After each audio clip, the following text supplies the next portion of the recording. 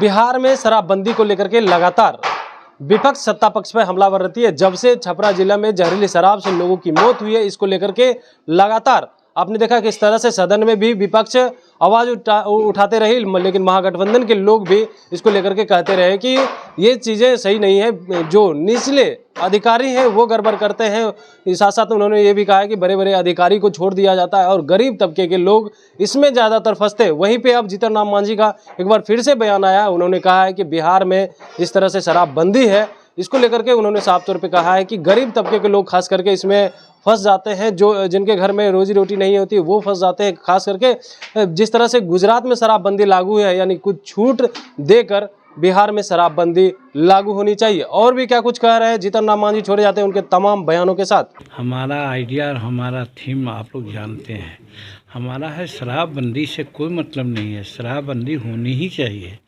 हम हैं आज 79 ईयर्स में मेरा चल रहा है, उम्र चल रहा है। अभी तक उस घर में मैं पैदा हुआ हूँ जहाँ शराब बनता, शराब बिकता, और वहाँ से हम अपने होठ पर शराब नहीं लाया है। तो वो कोई कानून था क्या? तो मेरा कहने का मतलब है, अगर कानून आया है तो ठीक है, लेकिन इसका इम्प्लीमेंटेशन में गड़बड़ियाँ हो रही है। जो नीचे के लोग हैं, गरीब तबके के लोगों को ऐसे भी पकड़ रहे हैं। गांव-गांव में हो रहा है, जहां पकड़ना है गरीबों को तो उनके घर में जा कर के पकड़ लेते हैं, जेल भेज देते हैं। और जो बड़े बड़े लोग हैं जो पैसा देके छूट जाते हैं, यहाँ पर हमारा डिफरेंसेस है।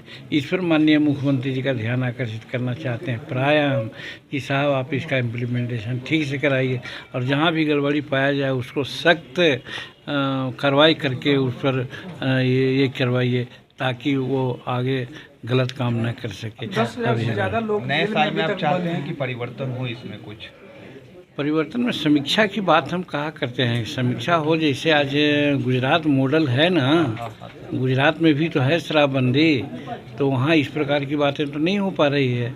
सब जगह लिमिट है, कहीं ज़रूरत है तो उसको शराब मिल जाता है बाज़ाब्ता परमिट के साथ। तो उसी तरह से यहाँ भी हो, और ऐसे करने में होता है कि लोग आनन फानन में शराब बनाता है, अब विषैली शराब बन जाती है जिससे लोग पी करके मर जाता है। जो शराब 10 दिन में बनना चाहिए वो 2 घंटा में बन जाता है।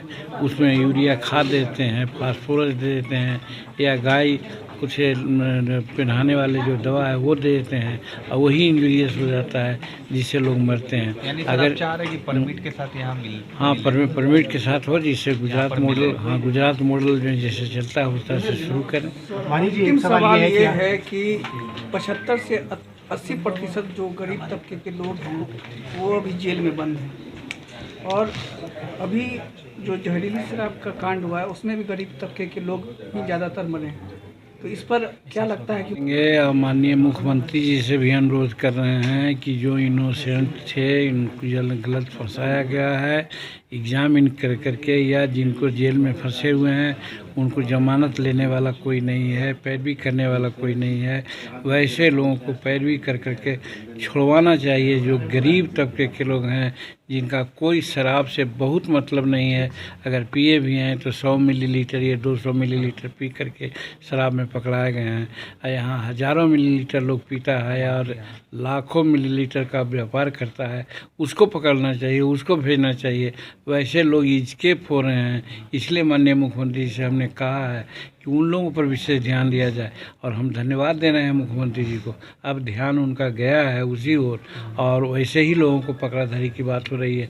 तो हमको पूर्ण विश्वास है कि जो जेल में फंसे हुए हैं गरीब लोग, इनोसेंट लोग, उनको छुड़ाने का वो प्रयास करेंगे, और वैसे मस्केटियर्स के जो बड़े बड़े ये हैं, हाजी मस्तान हैं, उनको पकड़ने का काम करेंगे। बिहार सरकार के कोऑर्डिनेशन को लेकर आप सवाल खड़ा कर रहे हैं, कहीं तेजस्वी यादव सवाल खड़ा नहीं है, सवाल खड़ा नहीं है। 7 पार्टी हम लोग हैं, तो कोई भी काम हो तो आपस में मेल मिलाप से बातचीत विचारों उपरांत होना चाहिए, इसीलिए कोऑर्डिनेशन कमेटी बननी चाहिए, ये मैं मांग करता हूँ। सवाल नहीं आखिरी सर, गठबंधन में जो विस्तार है उसको लेकर भी क्या आप लोगों की डिमांड है कि नए साल में मंत्रिमंडल का विस्तार हो? अब ये माननीय मुख्यमंत्री का प्रोग्रेटिव है, वो क्या करेंगे उन पर है, इसके बारे में हम कुछ नहीं कहेंगे। तेजस्वी यादव के पास 7 विभाग है, तुम आप चाहते हैं कि विभाग का विभाजन हो जाए? ये मुख्यमंत्री जी चाहेंगे, मुख्यमंत्री का यह प्रश्न है, वो चाहेंगे। हम उनके काम में बाधा नहीं डालना चाहते। सिर्फ खबर दिखाना देशवा न्यूज का मकसद नहीं, देशवा न्यूज की कोशिश है कि समाज की सूरत बदलनी चाहिए।